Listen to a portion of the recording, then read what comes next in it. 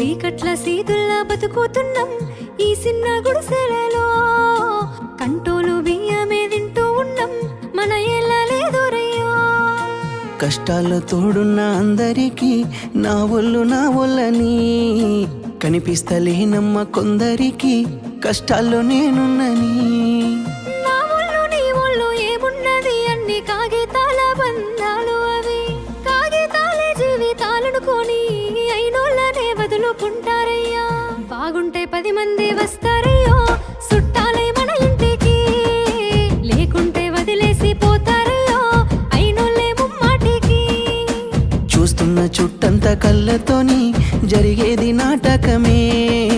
నా ఒళ్ళు మా ఒళ్ళు అనిపించేది చేత చెల్లేటి కాగితమే.